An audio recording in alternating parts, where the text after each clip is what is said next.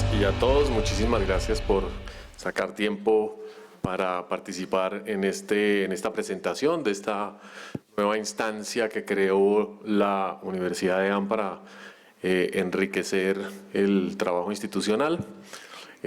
Bienvenida nuevamente la Secretaria de Planeación, María Mercedes Jaramillo, a quien al final de la tarde nos dará su visión sobre lo que ahora vamos a comentarles a ustedes. Citando un poco a uno de mis maestros más queridos, el profesor Andrés Eter, él nos enseñó que todo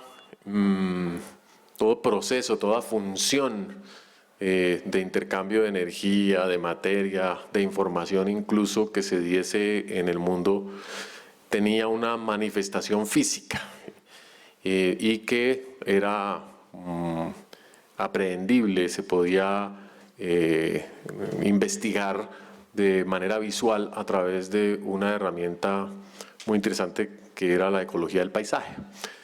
Es decir, siempre que uno mira de una manera incluso desprevenida a un territorio, y empiezo a usar la palabra, encuentra una cantidad de señales físicas muy concretas que hablan de lo que está sucediendo o de lo que ha sucedido en distintas escalas y en distintos momentos del tiempo y de la historia.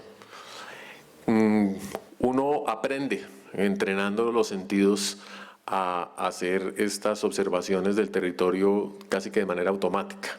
Es un arte, digamos, que desde el siglo XIX la geografía instauró en las disciplinas modernas y que posteriormente, en la medida en que se hibridizó con la ecología, con la antropología y con otras ciencias, se convirtió en lo que hoy llamamos el análisis del paisaje.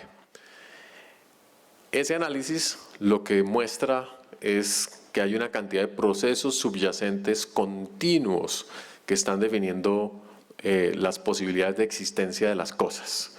Entonces, si aparece una represa, no es de manera gratuita. Hay algo que está haciendo que una represa pueda manifestarse y no es solamente el presupuesto de una empresa de servicios públicos o la voluntad política de una administración o el hecho de que haya agua y un cauce y un río. Hay decenas de condiciones que finalmente convergen para hacer que una represa exista o a otra escala que una pequeña vivienda campesina aparezca y permanezca durante 300 años o 400 años o que un jaguar pueda caminar por una montaña y mantener la población viva.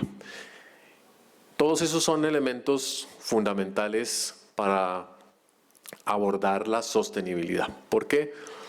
Porque, y vengo con el otro pedacito de la historia, en los años 70, cuando se acuñó la noción de sostenibilidad, se habló de el mantenimiento de condiciones que permitiesen el bienestar humano del presente en cualquier momento de referencia y hacia el futuro. Pero en esa perspectiva de la sostenibilidad nunca se mencionó explícitamente cómo se veía la sostenibilidad. Y eso pues ha generado, digamos, escuelas de pensamiento y conversaciones muy interesantes en estos 50 años ya, pero sobre todo una bifurcación en el pensamiento, diríamos, de la ecología política, como veníamos conversando hace un rato. La sostenibilidad, por un lado, comenzó a convertirse en un discurso cada vez más simbólico, cada vez más del deber ser. Todos debemos ser sostenibles y empezamos a crear leyes para promover la sostenibilidad, a crear lineamientos, a hacer políticas, en fin, una cantidad de instrumentos que nos decían la sostenibilidad es así, se come así, debería ser así, y por eso nos cuesta tal vez tanto trabajo tener una visión concreta de cómo se pone en operación la sostenibilidad. Y por el otro lado, el tema de la ecología del paisaje o del análisis del paisaje y el manejo y la gestión de los paisajes perdió un poco de preponderancia en la medida en que dejó de ver los ciclos largos en los cuales las actividades humanas se hacen presentes. Y comenzó a enfatizar mucho en aspectos estructurales y descriptivos del paisaje. ¿Cómo está la sabana de Bogotá en el presente? ¿Cuáles son los sitios de vivienda? ¿Cuál es la estructura ecológica principal? Son preguntas estructurales y descriptivas que por debajo obviamente tenían la hipótesis de que eran indispensables para la sostenibilidad, pero evolucionaron, digamos, en distintos planos. El tema de la minería, por ejemplo, es uno de los que está atrapado un poco en medio de esas dos maneras de pensar. La minería es una de las acciones con mayor impacto en un territorio. Transforma fuertemente el punto donde se hace la explotación y transforma indirectamente un área de incidencia muy grande porque llega gente distinta, porque aparecen actividades económicas nuevas, porque hay infraestructura también distinta. Pero la minería tiene un ciclo de vida, o algunos dirían un ciclo de muerte, pero un ciclo en el cual en un lapso de 70, 80, 120 años el yacimiento se agota y por tanto se retoman ciertos procesos y pasan otras cosas. Pero como son, digamos, tiempos largos, es difícil que las nuevas generaciones o las personas entiendan que nacieron cuando ya había cosas que estaban en funcionamiento, como Bogotá, que ya funcionaba cuando nacimos todos, y tendemos a verlas únicamente por la rendija de la experiencia personal. Y eso hace que la sostenibilidad desaparezca, porque uno por la rendija de su vida no entiende la sostenibilidad, no la ve. Le cuesta muchísimo trabajo saber que lo que pasaba hace 5 años era una etapa de un proceso más largo y por eso nos amarramos a los árboles, por eso nos cuesta tanto entender los proyectos de desarrollo de infraestructura o los proyectos de energía o los proyectos de servicios públicos, porque implican cosas muy largas. Pensemos en el metro. El metro es un elemento que va a estructurar y reestructurar el paisaje de Bogotá, va a mejorar la movilidad. Ayer tuvimos la visita de la empresa del metro aquí en la universidad. Va muy bien, es la buena noticia, pero la presentación inició con la primera noticia del metro en los años 50.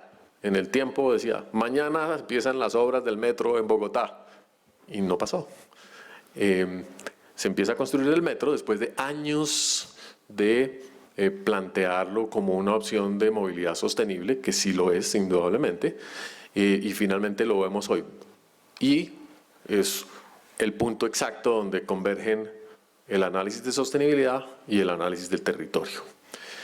Por ese motivo, consideramos que aquí en la universidad deberíamos hacer un esfuerzo muy grande para ofrecerle a todos nuestros colaboradores, a los estudiantes, a los profesores, a los investigadores y a la comunidad un espacio donde pudiésemos abordar esa conjugación de disciplinas, el análisis del territorio a través de la ecología del paisaje y las perspectivas de la sostenibilidad a través de todos los temas administrativos y de gestión, confiando en que sea una herramienta o un espacio que nos dé muchas luces, que nos permita hacer un trabajo transdisciplinario y que por supuesto nos ayude a encontrar soluciones en las escalas adecuadas, no las soluciones desajustadas con las que normalmente estamos respondiendo a la presión del día a día.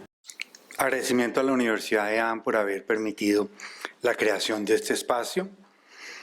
Esto es un espacio de aprendizaje.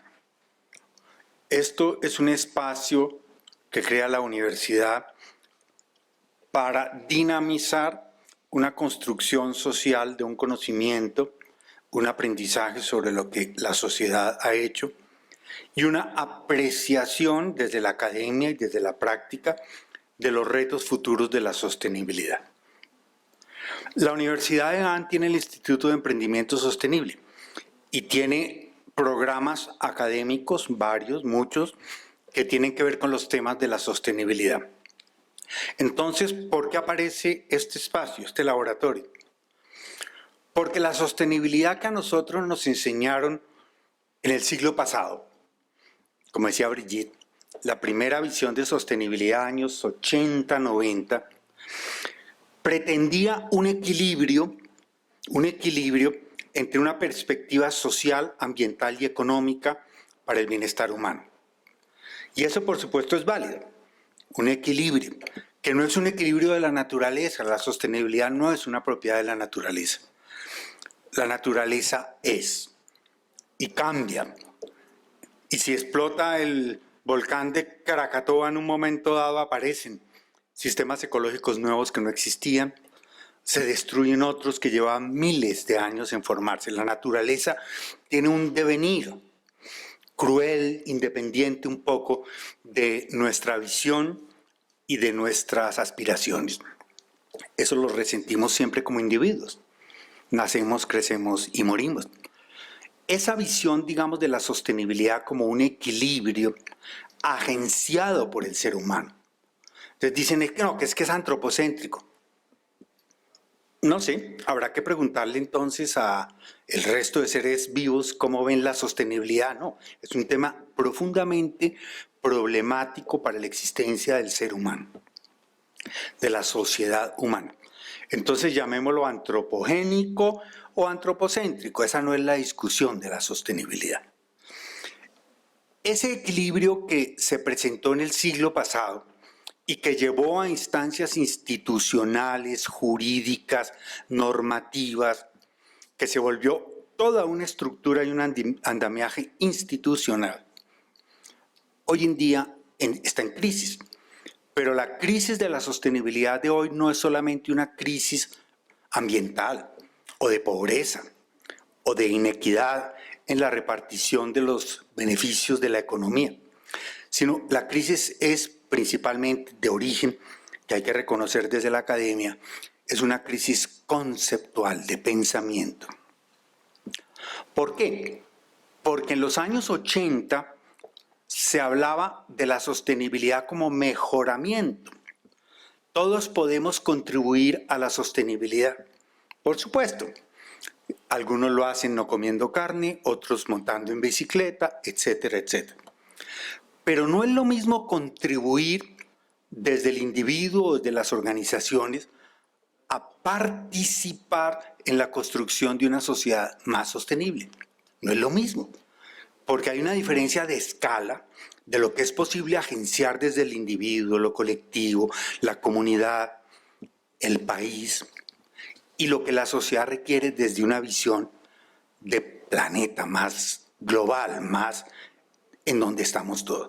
Y no es lo mismo porque, como decía Brigitte, el tema de las escalas. No es sumar y todos nos vamos volviendo sostenibles, nuestras organizaciones, nuestros emprendimientos, y mientras tanto el planeta está volviéndose insostenible. Esa diferencia de escala entre lo que se puede aportar desde el individuo, desde las organizaciones, y lo que es urgente atender desde los entornos, es lo que va a trabajar el Laboratorio de Sostenibilidad Territorial. Y ahora les vamos a contar algunas de las cosas que ya estamos haciendo. Sostenibilidad en un mundo en riesgo es la palabra hoy, es el paradigma. Es una nave espacial, como alguien dijo en el siglo pasado, la nave espacial Tierra, que va por el universo, pero la nave comienza a presentar fallas, estructuras que no están adecuadas al entorno. Entonces nos toca arreglar la nave, pero mientras sigue andando. No hay posibilidad de parar, de aterrizar, de repararla y después volver a emprender el viaje. Es la nave que está fallando, y está fallando por el entorno. La sostenibilidad de las organizaciones es imposible pensarla si no tenemos un referente de la insostenibilidad o la sostenibilidad de los territorios. Y esa es la lectura de la ecología del paisaje que propone Brigitte, que es una lectura complicada en el sentido de la memoria colectiva. ¿Uno le parece la sabana de Bogotá sostenible o insostenible? Depende, ¿no? No sabíamos nosotros que antes de 1938 no existía el pasto quicuyo y la sabana de Bogotá era de otro color. Vista desde lejos, si se hubiera podido ver desde lejos en aquel entonces, era de otro color porque los ecosistemas eran diferentes. La sola introducción del quicuyo que produjo un cambio en la estructura productiva de la ganadería en la sabana de Bogotá. Cambió el territorio, cambió el paisaje para siempre. Nadie está hablando de que hay que erradicar el quicuyo porque es una especie invasora, no, cambió el paisaje para siempre. Esas lecturas del territorio tienen el problema de la memoria. Si no sabemos cómo era, ¿cómo podemos argumentar y discutir de cómo debe ser a futuro? Pérdida de memoria colectiva. La geografía en ese sentido es tan importante por entender el territorio y la ecología del paisaje que nos da muchos instrumentos. El Laboratorio de Sostenibilidad Territorial, entonces, como un espejo de la sostenibilidad de las organizaciones, nos vamos a mirar desde ambos espacios, como un referente. ¿Cómo puede ser sostenible el vecino, el Legacy? Es un ejemplo de sostenibilidad, pero la ciudad, o sea, un edificio certificado con todos los fierros de sostenibilidad, de economías, de ecologías industriales, etcétera, en medio de una ciudad insostenible, que hemos visto en estos días el problema del POT. Eso nos está pasando. Las empresas cambian el mensaje de sostenibilidad, incorporan la sostenibilidad, la responsabilidad social empresarial, y el mundo cada vez más insostenible. Es el gran reto de la humanidad. ¿Cómo lo vamos a hacer desde el laboratorio? Es un espacio académico de aprendizaje, de multiplicación de los aprendizajes, que va a juntar la docencia, los programas académicos, la unidad de consultoría especializada, que ya les vamos a contar que es nuestro gran avance, y el Instituto de Emprendimiento Sostenible. Son esos tres. Mi misión como director de este espacio que se crea es conectar, conectar, conectar. Que lo que se aprende en la consultoría pueda ir a la docencia, que lo que se descubre y se aprende en la docencia pueda alimentar la consultoría, conectar, conectar y conectar. ¿Cómo lo vamos a hacer? Por preferencias que la historia nos ha marcado con Brigitte, nos ha gustado trabajar en los temas difíciles. Ahí donde el ambientalismo convencional no se siente cómodo. Nos gusta, y lo hemos hecho, por ahí tengo el libro inclusive de transiciones socioecológicas, las 10 situaciones territoriales de Colombia donde está el territorio cambiando rápidamente. Y cuando digo rápidamente es a una velocidad realmente impresionante. O sea, si ustedes no conocen los nevados, vayan hoy porque dentro de unos 15 años ya no hay. Si ustedes no conocen la altillanura o la Orinoquia, vayan hoy porque la que van a encontrar en 10, 15 años es completamente distinta. Si ustedes no conocen, sí lo conocemos, pero entonces falta la lectura del territorio. La sabana de Bogotá, vamos a pasear hoy porque la que vamos a encontrar o la que estamos encontrando en 10, 5, 15 años es completamente diferente.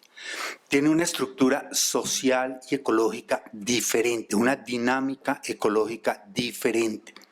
Y de eso se trata en el Laboratorio de Sostenibilidad Territorial. Queremos aprender a leer los territorios complejos, los territorios difíciles, los que no son los territorios normales, digamos, del ambientalismo, donde nos sentimos cómodos trabajando en las áreas protegidas o en la agricultura orgánica.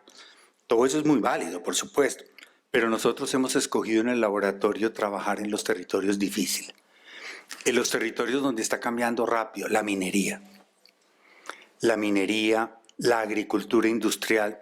Todo esto que les estoy diciendo tiene ejemplos precisos de lo que estamos haciendo en la unidad ya en el laboratorio. El urbanismo, ejemplo este evento, y así sucesivamente algunos espacios de la sociedad no logra encontrarse para tener un acuerdo sobre lo fundamental que serían las bases de la sostenibilidad.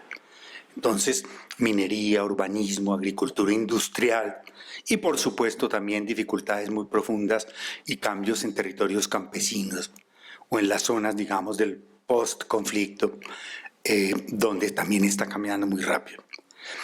Entonces, la invitación pues es a que la universidad conozca, entienda lo que estamos haciendo y la obligación nuestra de estar permanentemente divulgando lo que estamos haciendo en un espacio nuevo, novedoso.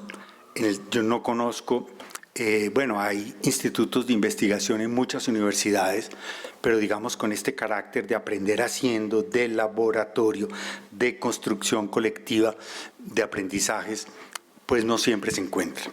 Entonces es un poco sui generis y en ese sentido pues la invitación es a que nos observen y nos aporten el desarrollo de esta nueva instancia que se está consolidando rápidamente. Dicho esto, yo quiero introducir un poquito hacia dónde vamos en esta sesión. Ayer y hoy hemos hablado de ordenamiento territorial, por supuesto. El propósito que vamos a tener ahora con Francisco Rodríguez, a quien invito a pasar aquí al banquillo. El propósito de este diálogo que vamos a tener ahora se basa en unas preguntas encadenadas, que puede ser la misma, pero vista desde distintos ángulos. ¿Cuál es la diferencia, si existe, entre un territorio ordenado, ordenado territorialmente, y un territorio que transita hacia la sostenibilidad? ¿Es lo mismo? ¿Hay temas que sean fundamentales para la transición territorial hacia la sostenibilidad que no estén incluidos en los actuales esquemas, conceptos del ordenamiento territorial? O sea, ¿es lo mismo ordenar un municipio con un planeta a 1.5 grados o un planeta a 1.6 o a 2 grados? ¿Es exactamente lo mismo? ¿Es la misma tarea? ¿Es la misma tarea decir que vamos a ordenar la sabana de Bogotá en medio de un proceso acelerado de colapso de la biodiversidad planetaria que nos está tocando aquí en la ciudad también? Esa es la pregunta. Sostenibilidad en un mundo en riesgo puede requerir conceptos e instrumentos nuevos, o algunos que los teníamos y no los hemos aplicado. Ahí la novedad sería traerlos a presente. Las preguntas entonces son sobre la aplicación o no de los instrumentos territoriales, los que tenemos, o sobre la suficiencia o insuficiencia de los mismos. Y por eso es un espacio académico para pensar, para criticar, para discutir, para proponer. Entonces nuestra unidad de consultoría no es una unidad que aplica POT estándar. Tenemos 2 municipios o uno y otro posiblemente donde vamos a estar trabajando en el POT. Claro, hay un estándar, pero nosotros no somos una consultora de aplicar planes de ordenamiento territorial estándar. Lo hacemos, pero nos interesa crear valor. Y esa creación de valor va a estas preguntas que les acabo de decir. ¿Son suficientes instrumentos frente a ese reto del cambio ambiental global, que cuando decimos global es externo, pero nos afecta a todos? No es global, no es lejos. Lo global es lo que nos engloba, pero todos estamos en esas relaciones. Yo pienso personalmente que el ordenamiento territorial actual carece de instrumentos suficientes para enfrentar la dinámica de los cambios que están sucediendo en los territorios. Porque los fenómenos surgen de motores de cambio que están en otro ámbito. O sea, es un tema de gobierno, de gobernabilidad. Si la causa está por fuera de mi ámbito, ¿cómo puedo ordenar ese territorio si la causa de alguna manera no la puedo aprehender desde mi mandato, desde mis funciones?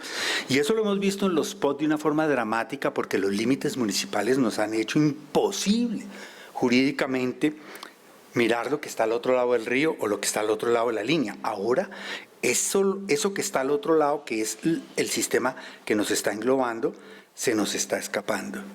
Miren lo tardío que fue la incorporación de la gestión de riesgo después de la Niña pasada, la gestión de riesgo en el ordenamiento territorial. Y hoy en día pues hace parte, pero las cosas siguen funcionando muy rápido.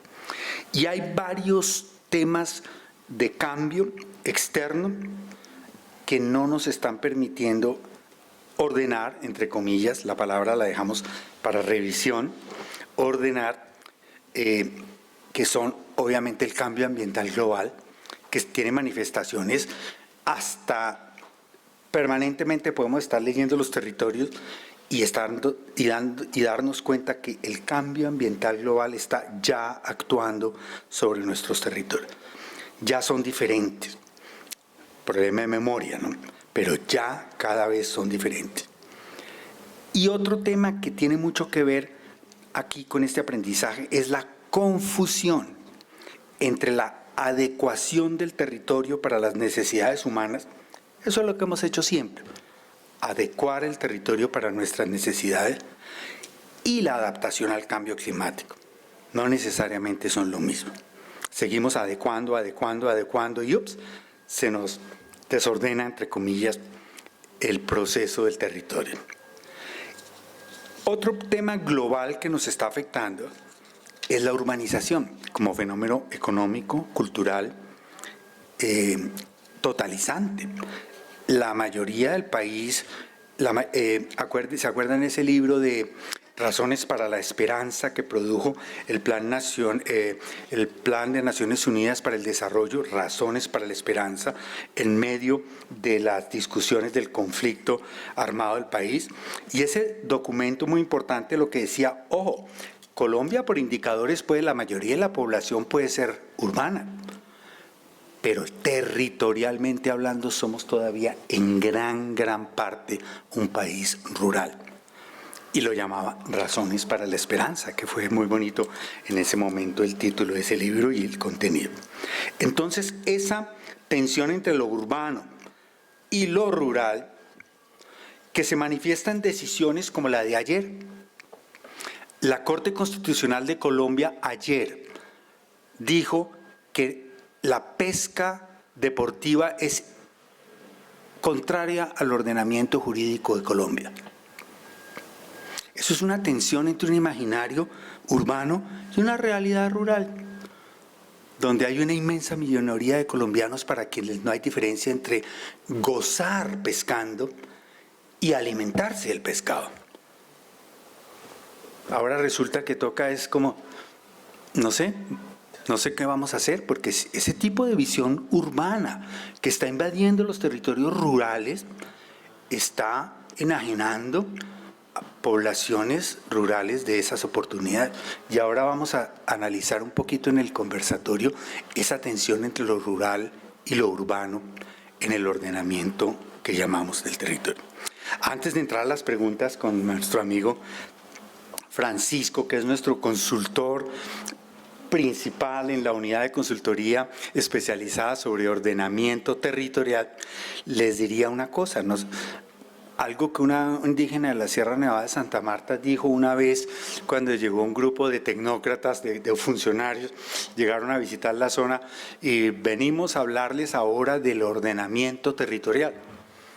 Y el personaje allá en la Cansamaría se queda mirándolo y le dice, ¿ordenamiento territorial? Sí, ordenamiento territorial. Un momentico.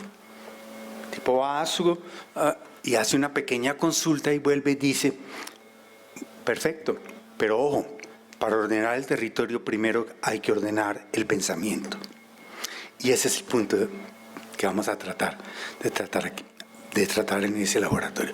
Tenemos que tener claras las ideas, claros los objetivos como sociedad, y el resultado va a ser un territorio más o menos ordenado, desordenado, según las necesidades y los deseos de la sociedad. ¿Cuál sería, en tu punto de vista, y nos puedes de pronto mostrar un poquito tus antecedentes? Con Paco trabajamos en unos procesos de ordenamiento territorial muy sui generis. ¿Cuáles serían esos elementos del ordenamiento que el territorio está hablando y que la normativa o los instrumentos no los están capturando? Mil cosas. Como siempre, las conversaciones con Germán cambian, pero pues ya que esto es un espacio también un poco académico, es chévere recordar que nosotros pasamos más o menos de tener un poco una planeación aleatoria o no tener una ley que nos obligaba a ordenar a tener una ley que nos obligaba a ordenar. Y creo que es chévere entender en el contexto que esa ley es una ley heredada de los españoles, es una ley muy urbana, es una ley que pretende ordenar lo urbano y cuando nosotros la adoptamos, pues básicamente se quedó sin elementos de lo rural. Yo empecé en este trabajo muy en la parte urbana, muy bogotanólogo, y poco a poco tuve la oportunidad de ir saliendo de Bogotá y darme cuenta pues de esa falla, digamos, técnica o jurídica, yo no sé qué termina siendo, pero sí creo que en términos prácticos nosotros tenemos un ordenamiento que se ha dedicado mucho al urbano y eso, digamos, ayer a mí me pareció, por cierto, secretaria, una exposición impecable. Lo de ayer nos deja ver que ya estamos en esa transición hacia la sostenibilidad desde la perspectiva del ordenamiento, Germán. Yo sí quiero ser muy positivo en eso y creo que el POT de Bogotá es un ejemplo de que esa transición se está dando y que nosotros somos capaces de aprender. Y somos capaces de aprender porque ya hace un tiempo nos estamos fijando unos objetivos y estamos viendo si esos objetivos son posibles o no. Es decir, ayer, haciendo un resumen yo creo que muy rápido, creo que la Secretaría nos contaba, aprendimos a que queríamos cuidar los páramos y no lo habíamos hecho, aprendemos a que no nos queremos pegar con los vecinos, aprendemos que necesitamos vivienda bien localizada y no la tenemos, estamos aprendiendo una ciudad informal que no queríamos mirar, estamos aprendiendo que necesitamos además de vivienda empleo, estamos aprendiendo una cantidad de cosas y yo creo que eso nos lo ha dado el ordenamiento territorial o un poco lo que tú venías diciendo, pero también creo que, y eso nos lleva a un nivel de sofisticación impresionante, es decir, lo que nosotros estamos viendo en el POT es un nivel de sofisticación desde mi punto de vista increíble de lo que nos propusimos hace 22 años, si no estoy mal.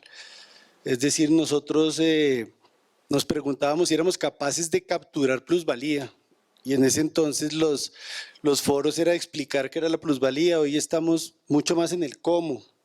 ¿Cómo hacemos para que la gente tenga vivienda?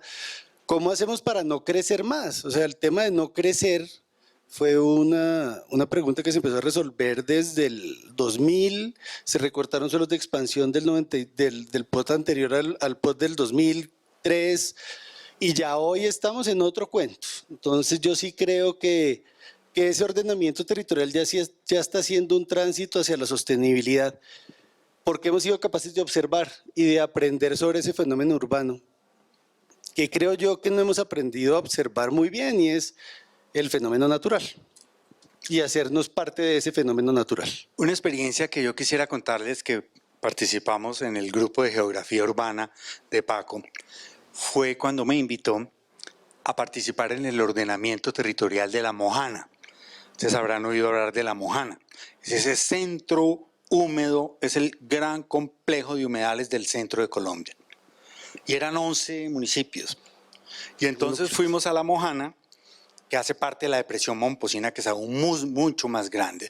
Es la Colombia anfibia, que muchos no reconocen y no terminan de entender, la Colombia anfibia. Y yo que he andado un poquito ya por Colombia, cuando después de venir de allá, dije, existe Colombia y La Mojana. Increíble el universo que se desprende de conocer la Colombia anfibia, pero el punto es el siguiente. Cuando nosotros llegamos a las primeras reuniones con un chip, con una forma de pensar, que es la que hay que cambiar, de los determinantes ambientales del ordenamiento. Entonces, ¿uno qué piensa? Los determinantes ambientales del ordenamiento son una parte del municipio que si cuidamos, nos cuida. Si cuidamos la estructura ecológica principal, podemos hacer lo que creemos más o menos en el resto. Y resulta que en La Mojana me preguntaron a mí, oiga, ¿cómo hacemos para ordenar estos municipios si el 95% del área son humedales? El 95% son determinantes ambientales. Pues claro, lo que pasa es que aquí la cosa es al revés. Aquí el determinante ambiental se expresa en todo el territorio y no en unas áreas protegidas ni en unos sitios aislados, separados.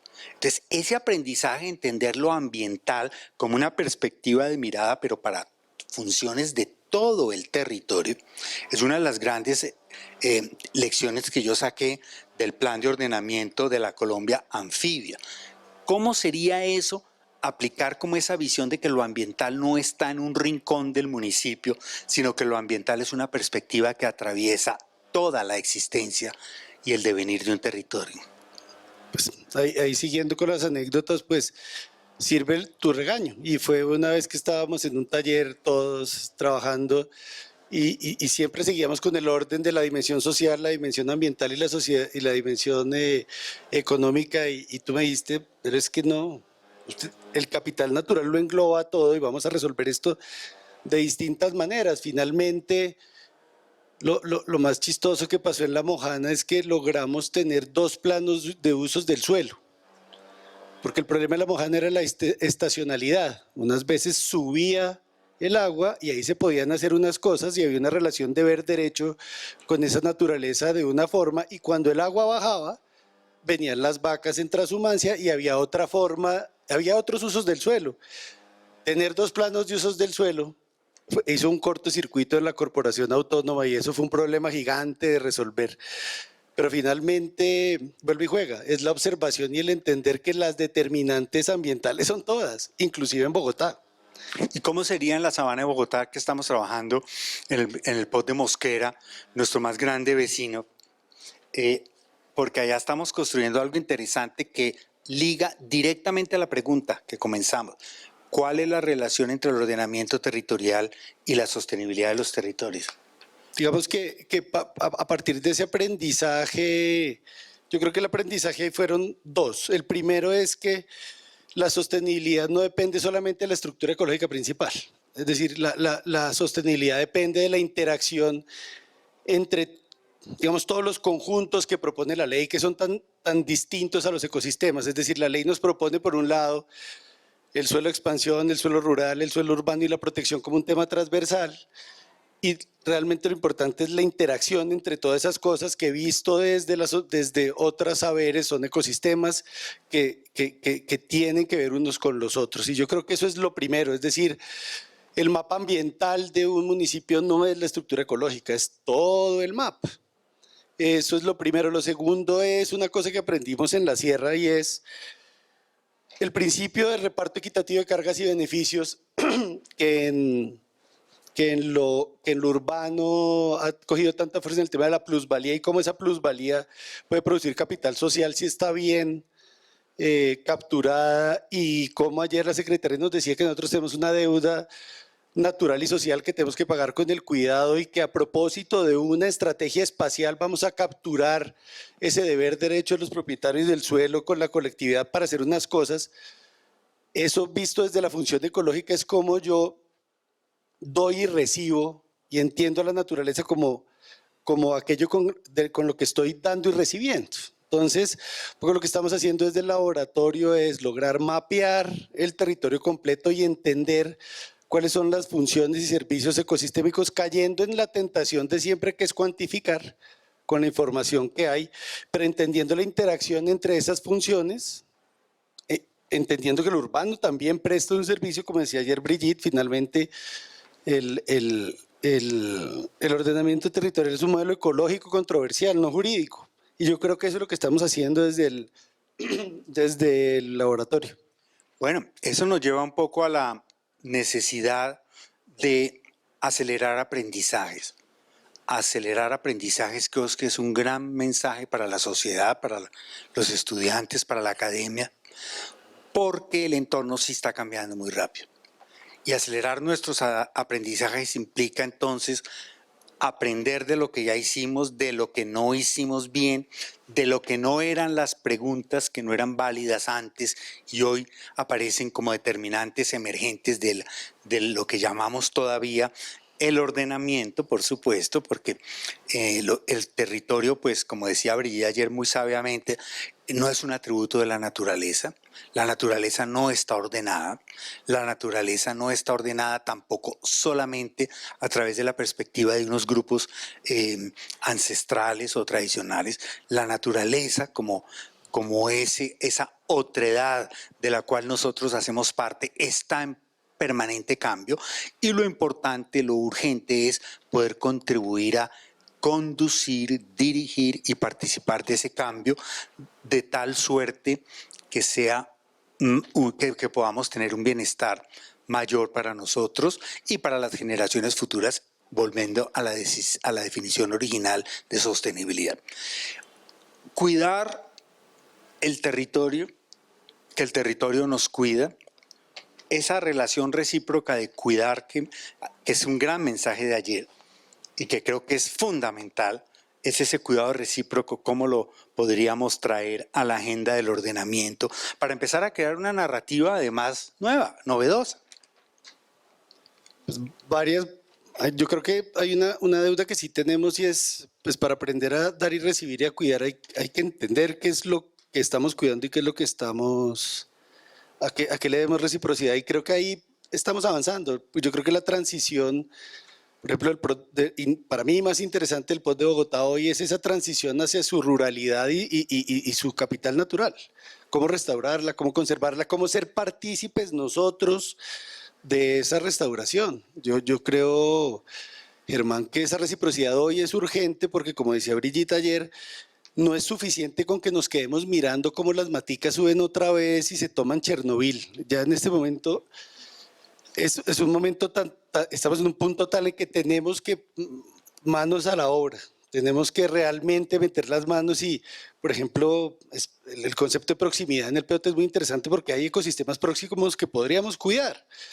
Tenemos que entender también el tema rural, digamos, a pesar de que son pocas personas las que viven en la ruralidad aparentemente, pues son muchos los servicios que están prestando y nosotros tenemos un ordenamiento jurídico y social muy lejano a la ruralidad.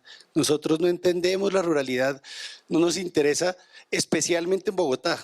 Cuando uno va a otros municipios, pues lo rural es lo importante y la gente entiende las consecuencias de lo que hace. Y Claudia me decía ayer, ¿por qué? Si eso es así, uno ve esos exabruptos que uno ve, por ejemplo, en la sabana, y es pues porque hay mucha gente que, aún sabiendo el daño que hace, lo hace. ¿Sí? Es decir, eso es un poco de la naturaleza humana, pero yo creo que aprender a observar y que las nuevas generaciones entrenen también su cabeza y su alma a devolverle la magia a la naturaleza, a entender que lo que yo no respeto no lo cuido. Finalmente yo creo que es esa transición que está haciendo el ordenamiento territorial, es reconocer lo que nunca ha reconocido. Y a mí eso me parece, hay ejemplos de eso, en Medellín se hizo el Distrito Rural Campesino y eso fue pues para mí una de mis mejores experiencias, es que es muy distinto, en el campo sí hay que saber cuáles son las capacidades de la gente que vive ahí porque eso es lo que puede sembrar. Entonces en la mitad de Colombia llegan las bancas multilaterales, quieren prestar para que la persona siembre papa y cuando el señor va y mira en el pot es reserva agropecuaria. El señor no puede sembrar la papa, entonces lo sacan. No tenemos oídos hacia la ruralidad, mucho, y eso que esa ruralidad tiene voces, pues mucho menos a lo natural que como decían ayer, pues no habla. Y pues al final sí habla, uno lo que aprende cuando habla con los campesinos o cuando habla con la gente que está en esos lugares es que sí habla la ruralidad, como habla la urbanidad.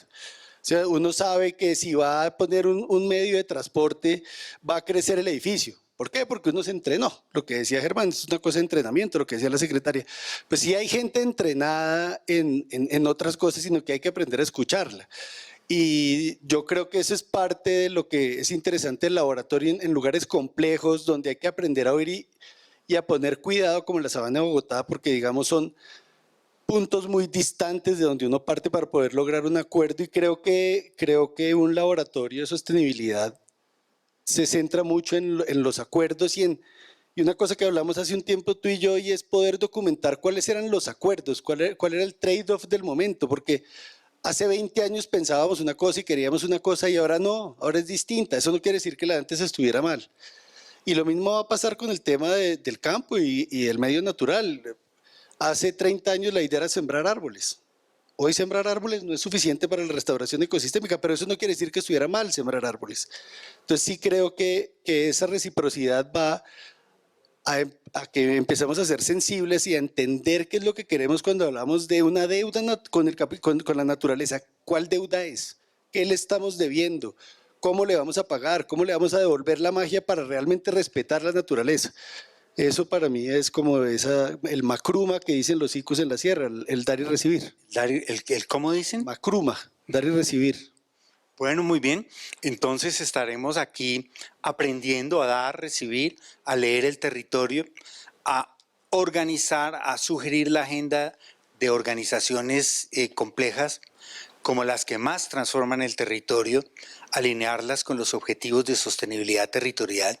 Eso será un gran reto y un espacio, pues digamos, muy adecuado que lo hagamos aquí en la Universidad de AN y con todos ustedes. Entonces, muchísimas gracias. Mil gracias a todos por esta jornada que creo que ha sido bien interesante en tanto que hemos visto el territorio, un pedazo de territorio desde múltiples escalas en esos ejercicios de taller de esta mañana y que creo que nos permiten poner un poquito en perspectiva ese camino que necesitamos construir alrededor de la búsqueda de un acuerdo sobre lo fundamental, que parece un mensaje trillado, pero no es tan trillado cuando uno trata de concretarlo.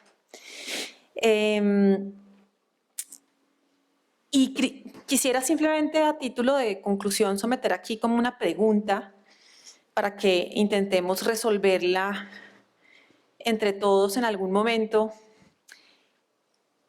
Y es que cuando se habla de ordenamiento territorial y cuando se habla de territorios complejos como los que mencionó Germán, no hay ni blancos ni negros. Y eso es, digamos, lo más importante cuando se habla de, por ejemplo, pues típicamente el ordenamiento territorial. No hay blancos y no hay negros. Hay territorios complejos. Pero eso es muy difícil de construir, es muy difícil de converger en el gris. Parece paradójico, pero lo cierto es que es mucho más fácil nombrar lo que no queremos.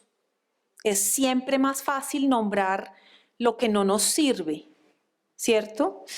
Y de hecho, lo que hemos hecho en Colombia sistemáticamente es nombrar lo que no nos gusta y de hecho, pues rechazarlo, incluso alejarlo, no negarlo. Y creo que nos llegó el punto como país y en particular creo en Bogotá como ciudad capital que necesita dar ejemplo y necesita jalonar al resto de Colombia. Nos llegó el momento de realmente construir el gris, ¿no? Y el gris no es simplemente decir no somos blanco y no somos negro. ¿Sí? El gris tiene que ser una propuesta. ¿De qué? De territorios complejos en donde se buscan equilibrios que por supuesto son frágiles, pero en los que necesitamos converger. Y creo que eso es la base de la sostenibilidad territorial, es de alguna manera lograr converger hacia un equilibrio de intereses complejos en territorios complejos. Y siempre va a ser más fácil exponer las visiones de caricatura, ¿cierto? El blanco y el negro. Eso, de hecho, simplemente para hablar de la coyuntura que tengo prohibido referirme a ella, pero simplemente a título anecdótico, es más fácil gritar sí o no, ¿cierto? Y resulta que lo que necesitamos es decir sí y no y cómo, ¿no?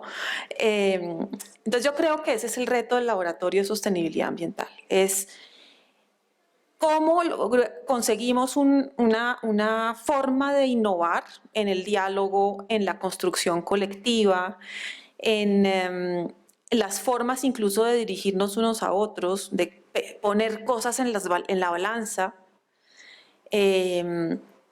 y realmente hacer acuerdos de sociedad de largo plazo. Creo que esa es la misión que yo le veo a este laboratorio. En lo que podamos ayudar, por supuesto, ahí estaremos, y sobre todo esperamos podernos servir de ese laboratorio para todos los efectos prácticos, porque nos queda de verdad muy poquito tiempo para armar este panorama del ordenamiento de Bogotá. Ya tenemos una especie de canvas que se llama POT, pero que tiene unos hijitos que tienen que salirle, y que tenemos que criar entre todos, tenemos que parirlos entre todos y luego criarlos entre todos. Y creo que ahí está el éxito de la ciudad, o su definitivo y lamentable fracaso. Entonces, pues la invitación es a que construyamos juntos y que en la medida en que esté en nuestras manos, pues contribuyamos a perfeccionar lo que ya tenemos y sacarlo adelante. Esa sería como mi invitación. Mil gracias.